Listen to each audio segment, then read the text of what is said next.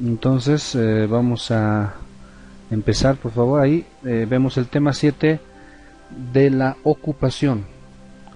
Le decía en alguna oportunidad que hay conceptos dentro de nuestro entendimiento que lo hemos adquirido dentro de un desarrollo natural de nuestro lenguaje a través de la explicación general de las cosas.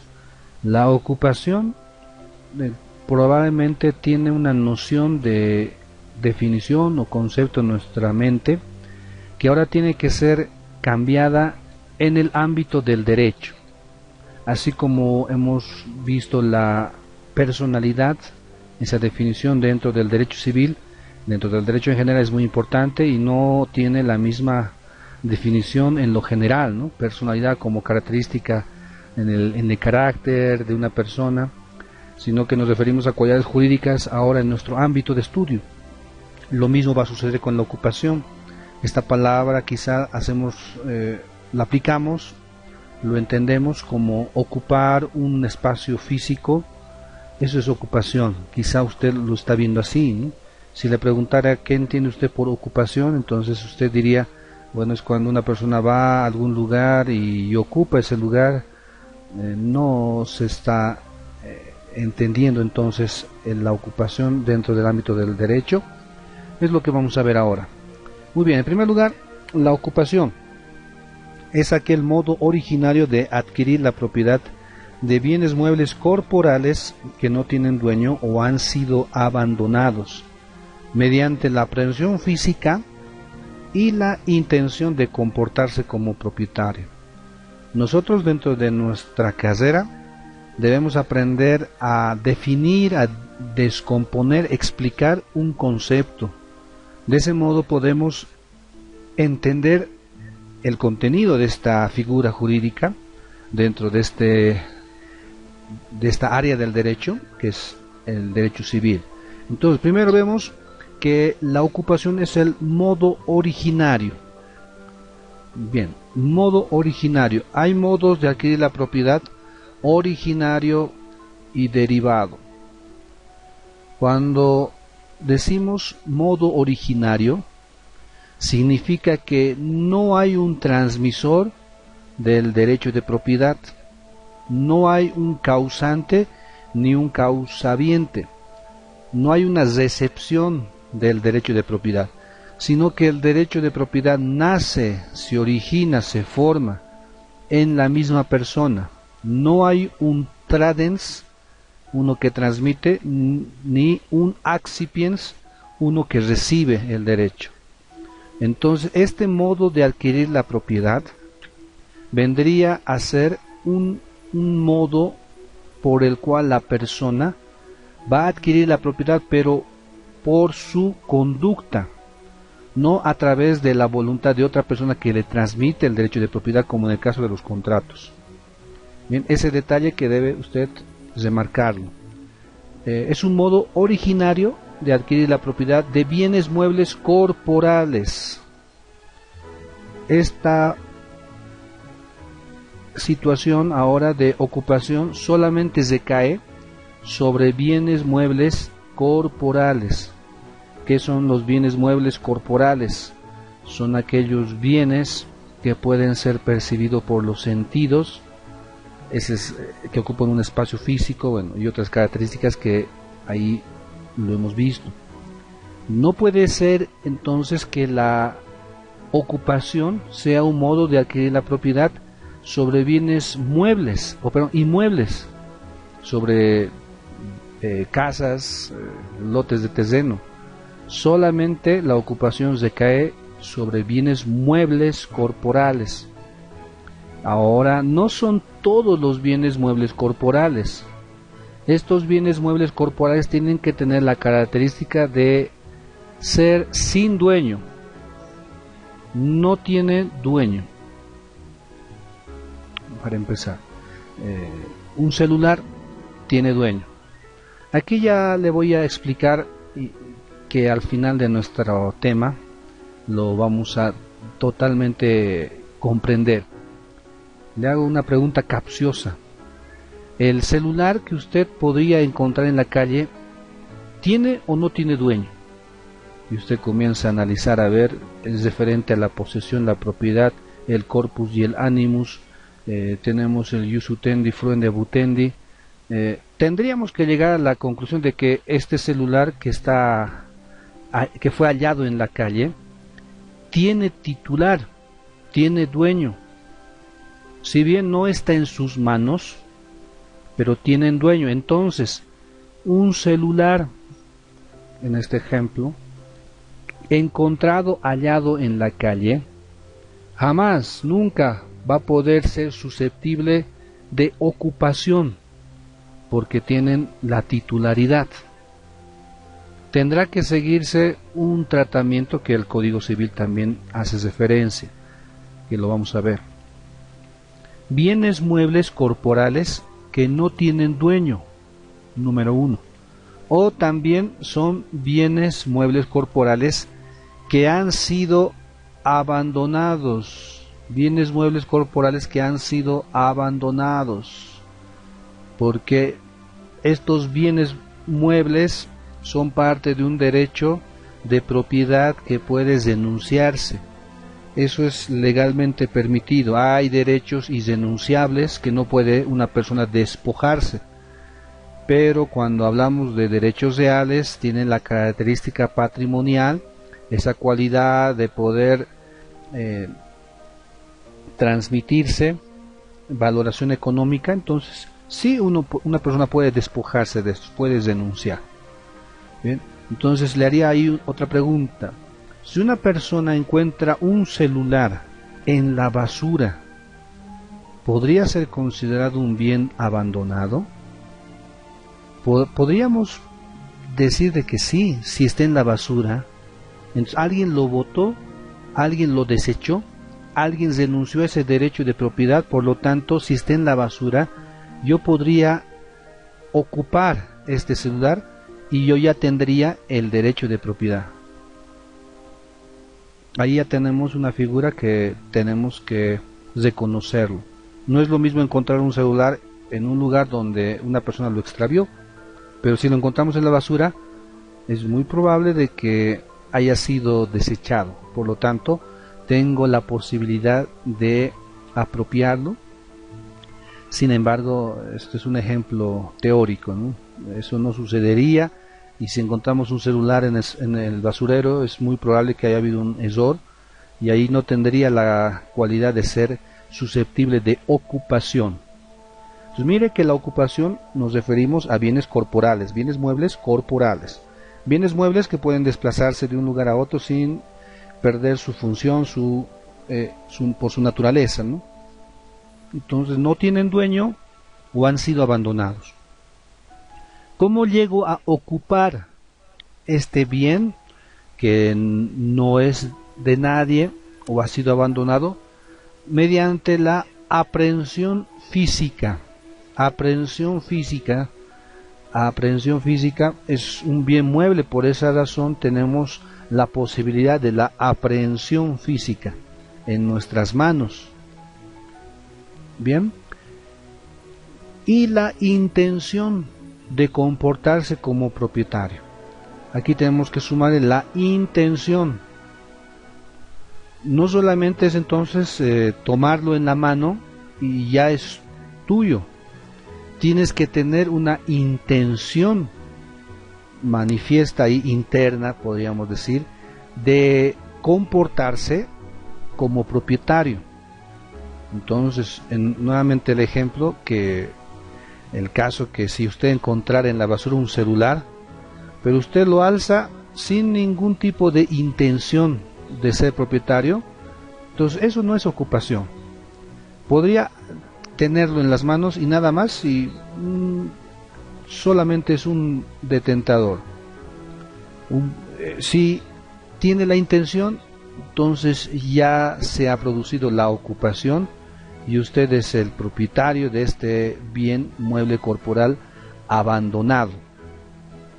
Bien, ahí tenemos una discrepancia, una diferencia muy ligera, muy difícil de determinar entre un bien corporal abandonado o extraviado. Eso es ya muy muy difícil de poder distinguirlo.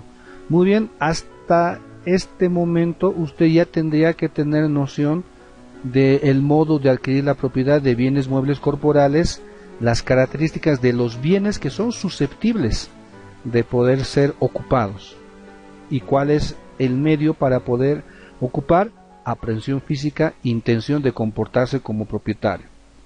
Bueno, vamos a ver entonces, en base a este concepto, algunas condiciones que ya lo hemos demarcado. Las condiciones: tiene que haber una aprehensión física de la cosa. Si es que solamente lo mira, no pasa nada, diríamos. 2. Ánimo de adquirir la cosa. Esta es la intención, ese animus interno que tiene la persona. 3. Tienen que ser bienes muebles corporales, no bienes muebles incorporales, porque los bienes incorporales no pueden ser susceptibles de aprehensión, solamente son comprendidos por la inteligencia. Entonces no podemos hablar de bienes incorporales que sean susceptibles de ocupación. Tienen que ser corporales porque tienen que ser aprehendidos por nuestras manos. 4. Tienen que ser cosas de nadie, o sea que no tienen dueño, así le estamos llamando. Cuando son cosas que no tienen dueño, cosas de nadie. O también cosas abandonadas. Vamos a explicar estas dos formas de cosas que hay, ¿no? Cosas de nadie, cosas abandonadas. Muy bien, por favor, continuamos. Bienvenidos a los que se han incorporado a nuestra sesión. Cosas susceptibles de ocupación. A ver, ¿cuáles son las cosas que son susceptibles de adquirir la propiedad mediante la ocupación? A ver, en primer lugar vemos las cosas de nadie, que se los denomina res nullius. Cuando vemos una res nullius, entonces es susceptible de ocuparse. En otras palabras, se puede adquirir la propiedad. Dice el artículo 140, muebles de nadie. La propiedad de los muebles que no pertenecen a nadie se adquiere por la ocupación. Se puede adquirir por la ocupación aquellos bienes que no son de nadie. A ver, ¿a qué nos referimos? Cosas de nadie. Porque en los ejemplos que le di anteriormente son bienes abandonados o extraviados. Estos tienen titular o tenían titular, pero acá hablamos de cosas de nadie, o sea, cosas que no pertenecen a nadie. En el artículo 141 adelante nos va a aclarar, por ejemplo, la caza y la pesca. Entonces, este artículo 141 nos lleva a poder entender que hay ciertos animales en nuestra naturaleza que son susceptibles de caza y pesca. En nuestro contexto probablemente sea más la pesca. Entonces, la pregunta es, los peces que están en el lago, en algunos ríos, ¿a quién le pertenece? Decimos, no, a nadie. Entonces, precisamente son cosas de nadie. Entonces, si son cosas de nadie, usted puede pescar, ahí lo toma al pez, al pescado, ya, y es suyo. Usted lo puede vender, lo puede cocinar, lo puede vender, puede entonces transmitirlo, ya es de su propiedad. Esto tan común que ahorita le explico dentro de una vida agrícola natural, ahora entendida en el ámbito del derecho, bueno, vemos que tiene ahora sentido, porque estos peces no le pertenecen a nadie. Entonces yo lo puedo pescar y ya es mío y listo. Así como la caza de otros animales. La limitación sería que no estén prohibidas, ¿no? Estas cazas y pesca.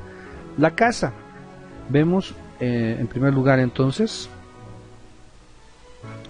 los animales salvajes que gozan de libertad natural en tierra son susceptibles de caza.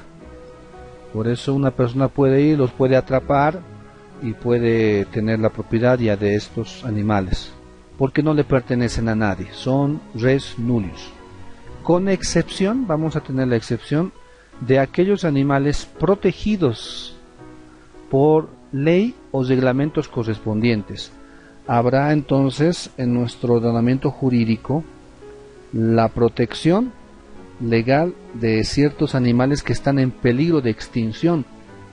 Entonces estarán prohibidas la caza de estos animales. Nadie va a poder entonces adquirir la propiedad de estos animales. El tiempo de caza también es impuesto por ley. Esto es una figura que no es muy común en nuestro medio, ¿no? Tiempo de caza. Sin embargo, sí entendemos la protección que tiene nuestro ordenamiento jurídico sobre ciertos animales, ¿no?, que están en peligro de extinción, el quirquincho, por ejemplo, y otros animales exóticos que no pueden ser domésticos, ¿no?, en los hogares, que no pueden transmitirse, que no puedes tenerlo. Muy bien. La pesca, decíamos, es realizada a todos aquellos peces y lugares permitidos por ley, ríos o estanques. Obviamente entendemos que habrá algunos lugares en los cuales esté prohibida la pesca, debido también al cuidado, a la recuperación de la reproducción de peces. Así que la caza y la pesca pueden realizarse en terrenos o lagos del Estado, con previa autorización, porque los animales pertenecerían al Estado, si es que fuera algún terreno o algún bien inmueble en el cual se encontraran estos animales o peces. También entendemos que la pesca no puede realizarse en un territorio que es de propiedad privada. El artículo 141 dice: los animales susceptibles de caza o pesca se adquieren por quien los cobre o capture. Para nosotros es esto la ocupación, salvas las prohibiciones establecidas por las leyes y reglamentos. Bueno, ahí está la caza, la pesca. Pero también podemos hablar de enjambre de abejas. ¿A quién le pertenece un enjambre de abejas que está en algún lugar tropical, ahí, cálido, y caminamos por un sendero, ese territorio, ese suelo no le pertenece a nadie, y encontramos ahí un enjambre de abejas? ¿A quién le pertenece ese enjambre de abejas? Bueno, a la persona que pueda ocuparla, ¿no? Y bueno, dice, cuando un enjambre de abejas migra a otro enjambre, esto ya es de propiedad, ¿no? Ya lo tiene en su casa, ya lo tiene en su suelo, en su terreno, pero las abejas de forma natural pueden migrar de un lugar a otro lugar. Entonces se van a otro enjambre. ¿Qué hacemos en este caso? ¿De quién va a ser el propietario? Porque eran dos enjambres, ahora se han vuelto uno. Bueno, el propietario del enjambre que se trasladó y lo dejó vacío, tiene el plazo de 3 días para recuperarlo. Vencido el plazo, el propietario del enjambre donde emigraron puede detenerlo, ya va a ser suyo. Se está incorporando entonces un enjambre a otro. Eso es lo que nosotros queremos entender dentro de esta parte de producción, ¿no? La apicultura. Enjambres de abejas, dice 142, el dueño de enjambres de abejas puede perseguirlos y recuperarlos en la propiedad vecina, debiendo resarcir el daño. Si la persecución no se realiza hasta los 3 días, pueden ser tomados y detenidos por el propietario del fundo al que pasaron. Entonces el enjambre de abejas ya vendría a ser de propiedad de el que se benefició. Bien, vemos otros ejemplos: migración de palomas, conejos y peces. El contexto que usted ve en estos artículos muestran que el Código Civil está descontextualizado, y esa es una de las características del sistema de la codificación. La codificación quiere decir que se sistematiza un cuerpo legal, en este caso Código Civil, y se va a expresar de acuerdo a algún contexto histórico. Nuestro Código Civil tendría un contexto histórico de 1976. hasta aquí ya han pasado más de 30 años. Entonces, bueno, ya va a ser 40 años, ¿no? Un poco más. Entonces, se da cuenta usted que nuestro Código Civil está descontextualizado, porque hablamos de caza, de pesca, enjambres de abejas, migración. Bueno, no son tan reales estas situaciones en nuestra vida natural, normal que tenemos. Así que entendemos que se ha descontextualizado en cierta medida. Sin embargo, lo estamos estudiando porque está dentro todavía la vigencia del Código Civil. La migración de palomas, conejos y peces, la migración de estos animales a otra propiedad permite que el titular los adquiera siempre y cuando hayan migrado de manera natural y no con fraude o artificio, dice el artículo 143, migración de palomas, conejos o peces. Las palomas, conejos o peces que pasen a otro palomar, conejar o estanque se adquieren por el propietario de estas, si no fueron atraídos con fraude o artificios. La propiedad, lo que estamos queriendo rescatar de todos estos puntos, de todos estos ejemplos del Código Civil, es la propiedad, cómo se la adquiere. Usted nota que no hay un transmisor a la colmena de abejas que una persona tiene y se le adhiere otra colmena más. ¿Quién le está transmitiendo la propiedad? Nadie. Entonces se está constituyendo el derecho de propiedad de forma natural. Entendemos a través de la ocupación. Obviamente entenderá usted que un enjambre de abejas no lo va a poder tener en sus manos solamente. Bueno, hablamos de la tenencia en un sentido de que está a disposición del titular. Obviamente también se protege los derechos de la persona que ha sido perjudicada por esta migración natural de estos animales, ¿no? Que de forma natural se están trasladando. Perfecto, muy bien. Ahí vemos entonces un primer caso. ¿Qué sucede con los tesoros?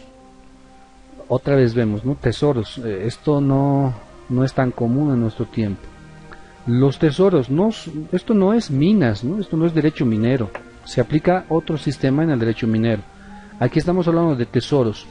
Lo que acontecía en tiempos anteriores, hablamos de la colonia en nuestro territorio principalmente, es que una vez adquiridos ciertos bienes valiosos de aquel tiempo, ya sea en oro, plata o ciertas obras artísticas, no teniendo la posibilidad de encontrar un lugar donde resguardarlos para los posibles atentados que pueda sufrir, ¿no? De robo, de hurto, lo que hacían era enterrarlos, ocultarlos en algunos lugares en el suelo, ¿no? Bajo el suelo o en otro tipo de bienes, entonces que estén ocultos de modo que nadie pueda arrebatarlo. Entonces una persona recordaba dónde lo ha guardado y tenía solamente esta persona el conocimiento de dónde podían estar estos bienes.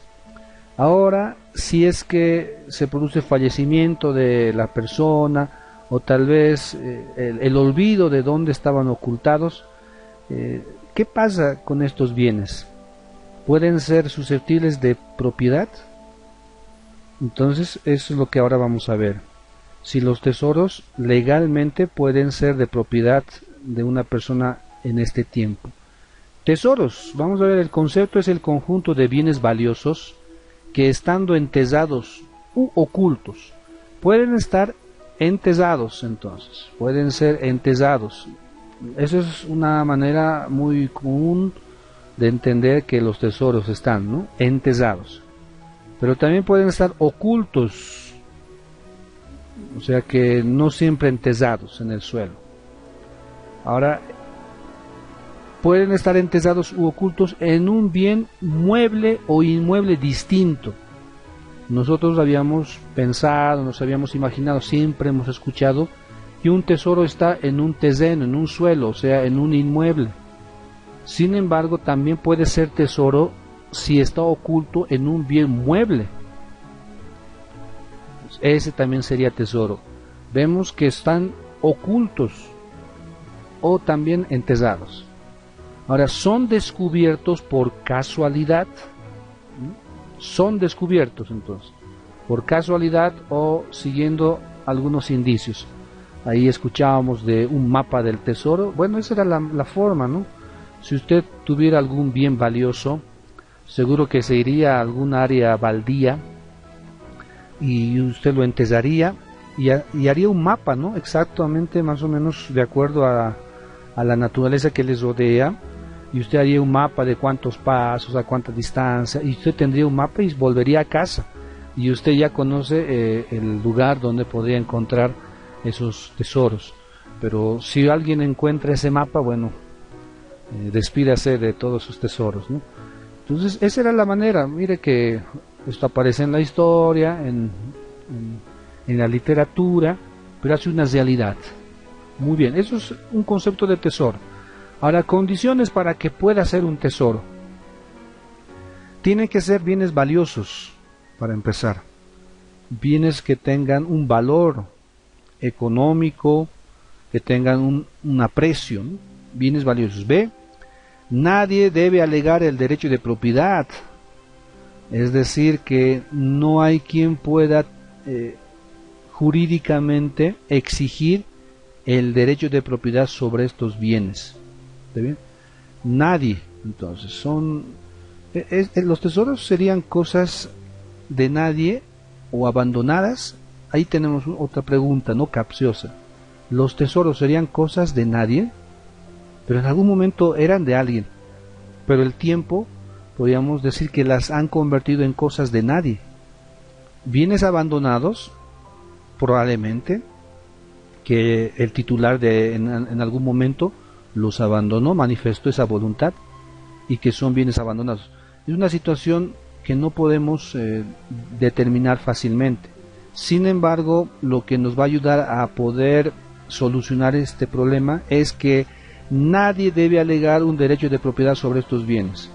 Se conocen algunos datos que, por ejemplo, encontraban algunas piezas de arte, algunos cuadros de algunos países en determinados inmuebles, y al considerarse como tesoros, más o menos bienes valiosos, habían personas familiares que estaban exigiendo el derecho de propiedad sobre estos, porque en la Segunda Guerra Mundial hubo saqueos a museos, hubo saqueos a casas, familias, y los saqueadores llevaban estos tesoros, piezas de arte, cuadros a sus países, a sus casas, y una vez encontrados, hallados, entonces los titulares exigían que se les reconociera el derecho de propiedad porque tienen la pertenencia de estos bienes, ¿no?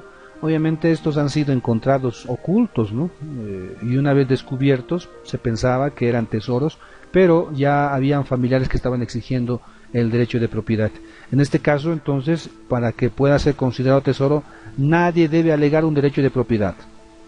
Otro carácter: debe estar enterrado u oculto.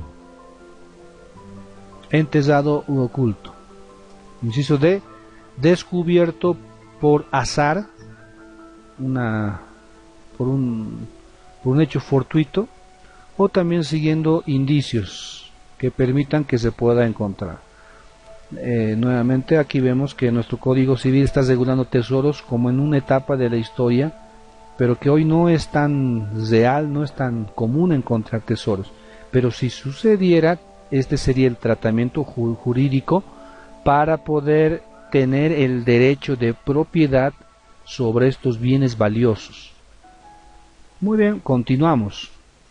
A ver, el descubrimiento del tesoro por persona distinta del propietario.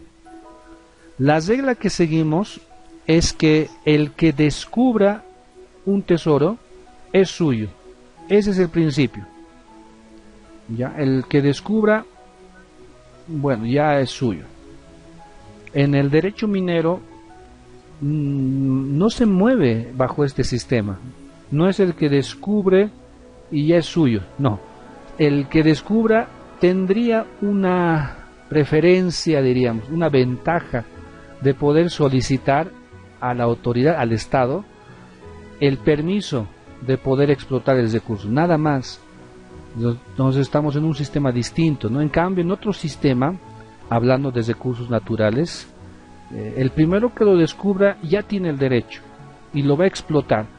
Podríamos ver que allá por el Medio Oriente, en el caso del petróleo, el petróleo pertenece no a un estado, no a todo el pueblo, sino a jeques poderosos que han podido apropiarse de este recurso y lo están vendiendo a todo el mundo.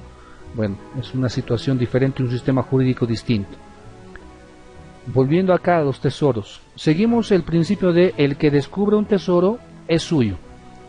El que descubre un tesoro, entonces, en su fundo, en su terreno, ¿quién es propietario? El propietario del tesoro, por el principio, lo accesorio sigue a lo principal, será el propietario del suelo. Entonces, si se encuentra un tesoro en mi territorio, en mi suelo, en mi terreno, el tesoro también es mío. Lo accesorio sigue a lo principal. Bueno, pero en el caso que una persona descubre un tesoro en un terreno que pertenece a otro sujeto, ¿qué hacemos en este caso?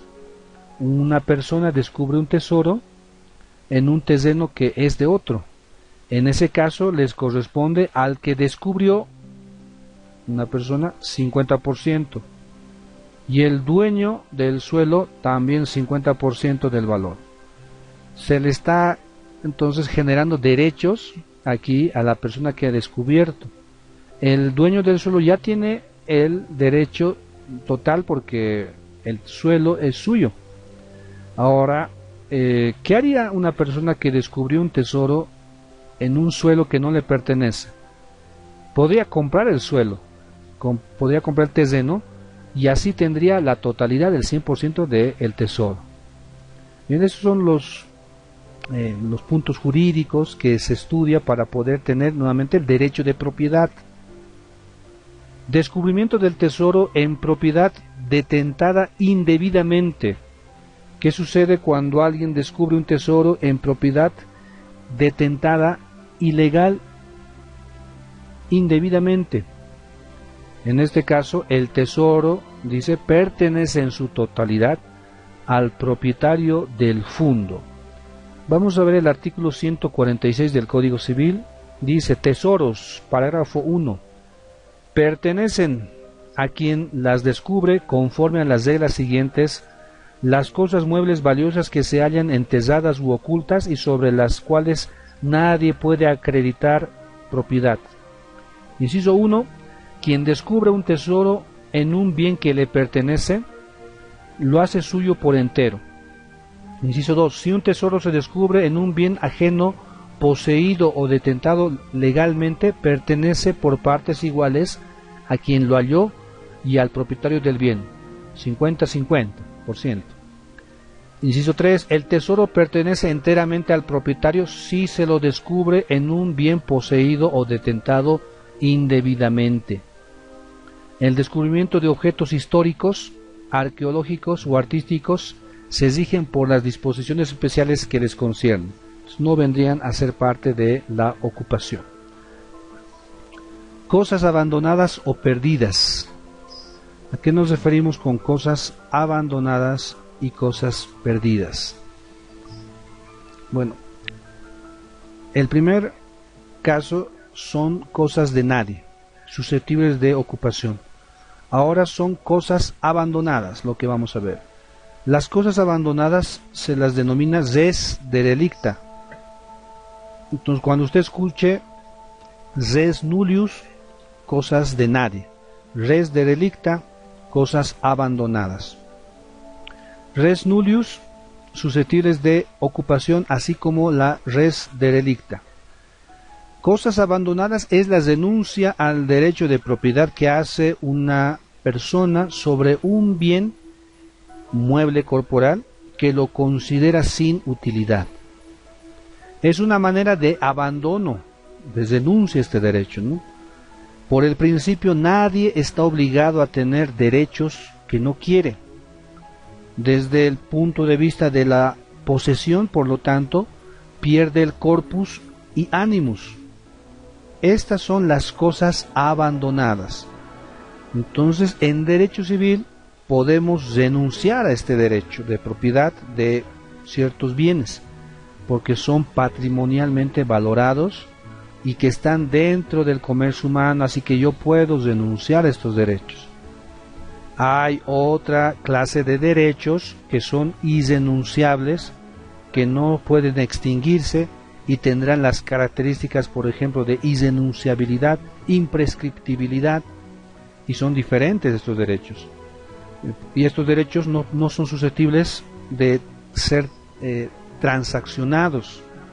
No se puede transigir con estos. No se puede en algún momento, para solucionar conflictos extrajudicialmente o judicialmente, hacer denuncias de estos derechos que son irrenunciables, intransferibles, inembargables y que no están dentro del comercio humano, ¿no? Imprescriptibles. Pero cuando hablamos de derechos patrimoniales dentro del ámbito del derecho civil, son derechos que sí se pueden renunciar. Usted puede tener una deuda que le debe una determinada persona, ¿no? Hay alguien que le debe, digamos, 10.000 bolivianos. Usted puede renunciar a ese derecho, a ese crédito, a esa deuda que le tienen a usted. Puede renunciar. Claro, como acreedor usted puede decir, muy bien, ya no me pagues, ¿no? Como deudor obviamente estás obligado a pagar, ¿no? Muy bien, entonces, habiendo derechos que se pueden renunciar, nos movemos bajo el principio de nadie está obligado a tener derechos que no quiere. Por lo tanto, una persona puede renunciar a ciertos bienes muebles corporales y estos bienes ya serán susceptibles de ocupación. Se pierde el corpus y el animus. En el caso de cosas perdidas, ¿qué es lo que se pierde? El corpus, pero el animus todavía se mantiene. Por lo tanto, este bien extraviado, cosa perdida, no puede ser susceptible de ocupación. Muy bien. Entonces, cosas perdidas, hay una diferencia. Cosas perdidas es cuando el bien es extraviado de manera involuntaria. Lo que diferenciaría entonces entre cosa abandonada y cosa perdida sería la voluntad. En la res derelicta, la voluntad está expresada en esa renuncia que tiene la persona sobre un bien. En el caso de las cosas perdidas, hay un extravío, pero involuntario. En estos casos, desde el punto de vista de la posesión, se pierde el corpus, pero el animus se mantiene todavía por un año, tiempo en el cual puede recuperar el bien extraviado. Cosas abandonadas, cosas perdidas. Res derelicta, usted ya tiene ahí la noción. Susceptible de ocupación. Vamos a ver a continuación cosas encontradas. A partir de este punto, nunca más tendrían que tener problemas al momento de entender el tratamiento de los bienes extraviados. Ahora, cuando hablamos de la realidad, bueno, se diferencia de la norma jurídica. Sin embargo, nosotros tenemos que entender por qué razón el Código Civil regula las cosas encontradas.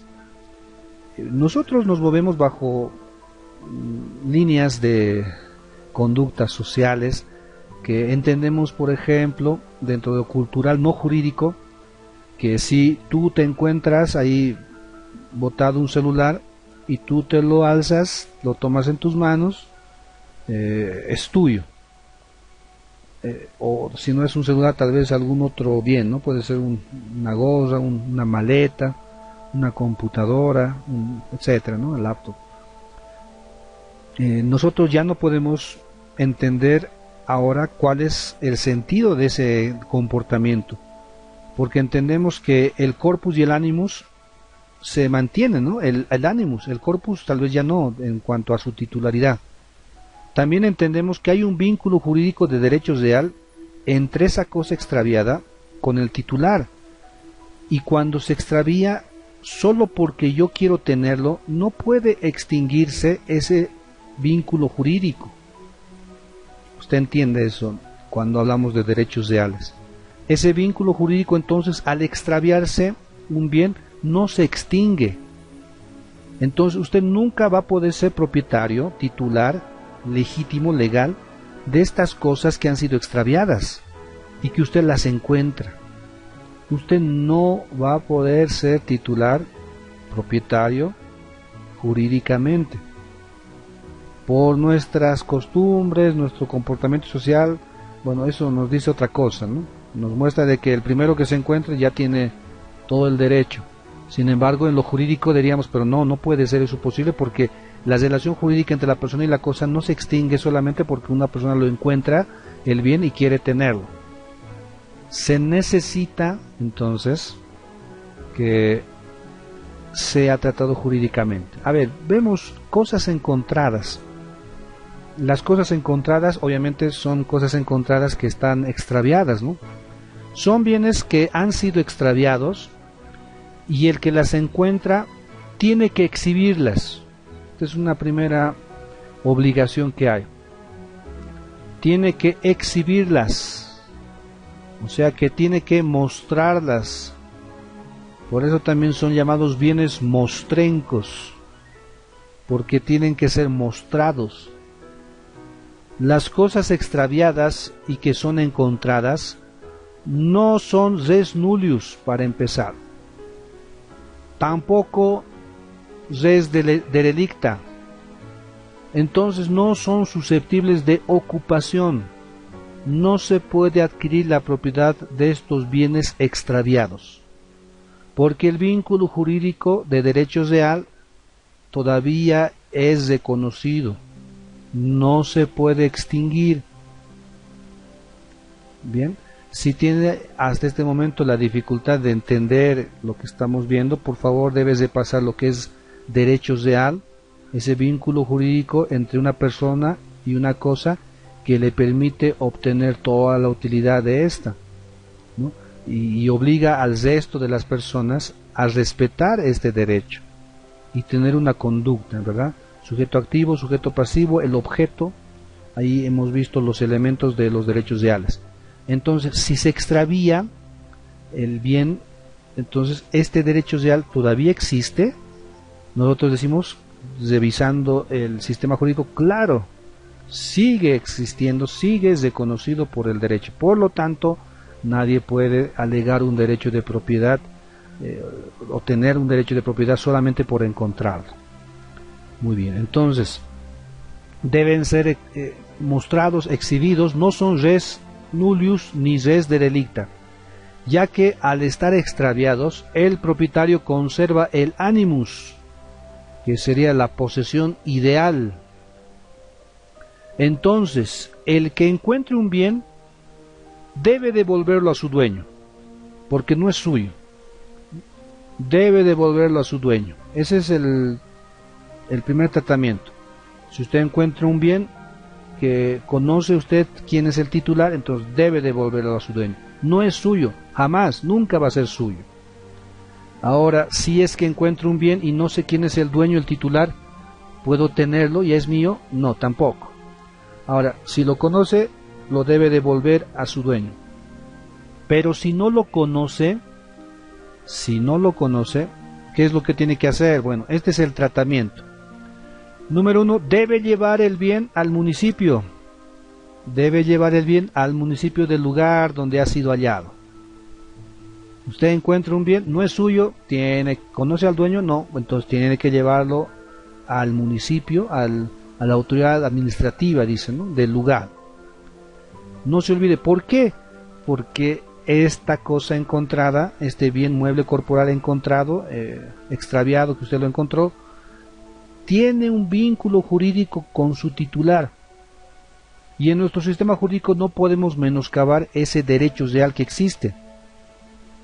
¿Está bien? ¿Usted entiende eso? No es que el primero que se encuentre ya es suyo, y si fuera así el caso, entonces el primero que se entra a un terreno ya haría suyo ese terreno, o el primero que encuentra un vehículo que estaba abandonado por una semana y es suyo, entraríamos en un caos.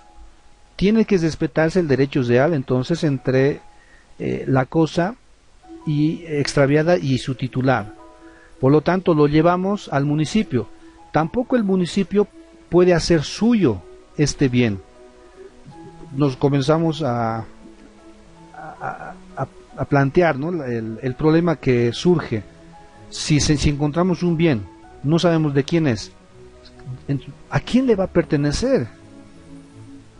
¿Al que lo encuentra? No. ¿Al municipio? No, tampoco, no puede ser eso. ¿Será que ahora es propiedad del presidente o la presidente? Tampoco. ¿Será de propiedad de todo el pueblo boliviano? No. ¿Por qué? Porque el derecho real tiene estas características, ¿no?, de ser absoluto, que debe ser reconocido por todo el mundo, que nadie puede destruir, menoscabar este derecho. Entonces, se entrega al municipio, pero el titular, el propietario, sigue siendo propietario. El municipio solamente lo está teniendo ahí, como un detentador, nada más. El que lo encuentra también. Entonces, el municipio, ¿qué es lo que va a hacer? Va a publicar el hallazgo. Va a publicarlo por 3 meses.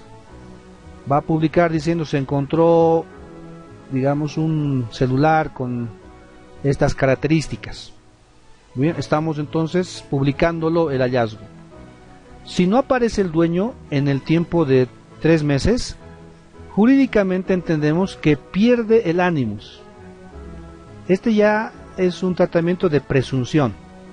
Presumimos de que el propietario tiene el conocimiento de las publicaciones y si no viene el tiempo estipulado, bueno, entonces está denunciando, está abandonando su derecho.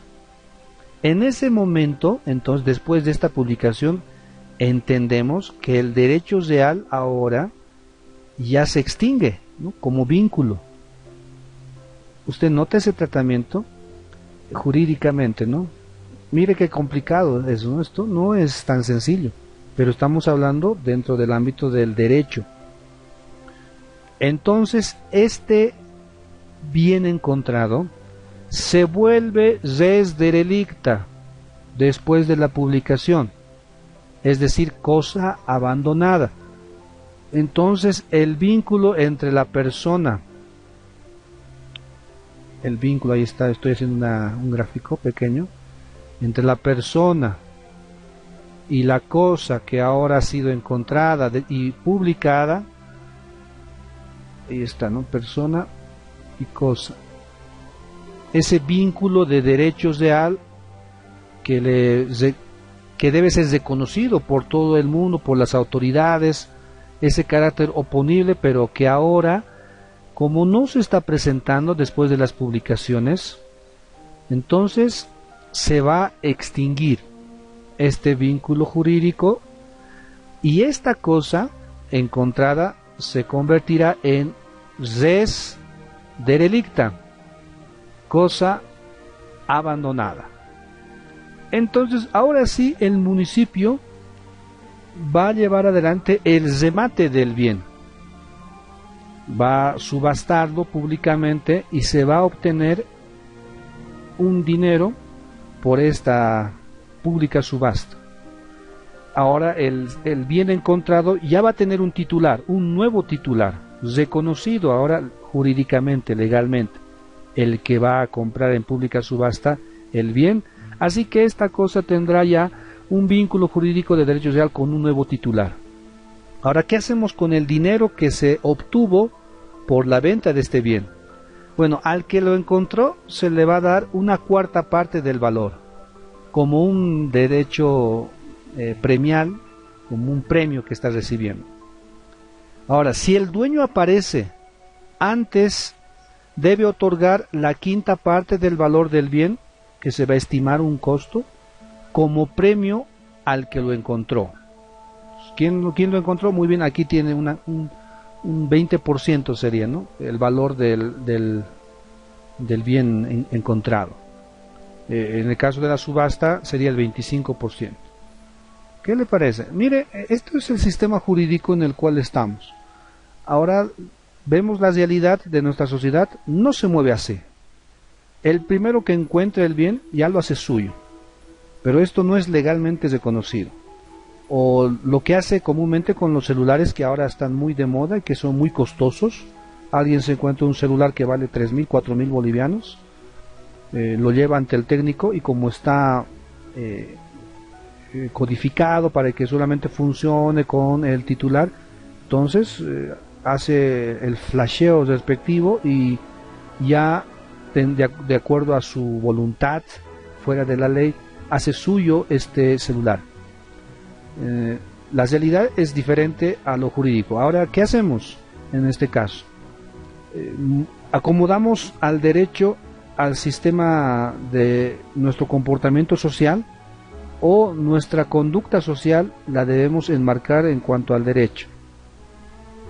Ahí tenemos ya un problema. El derecho precisamente en su concepto es enderezar, guiar la conducta del ser humano, de la sociedad, para tener paz, orden, justicia.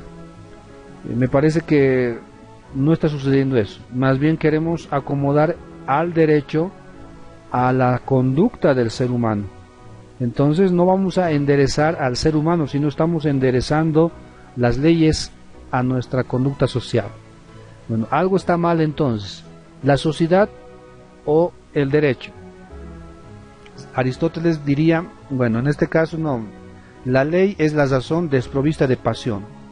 Entonces no podríamos decir de que la ley está mal, porque en la ley no hay pasión. En el ser humano más bien hay más pasión que razón, entonces probablemente está mal la sociedad.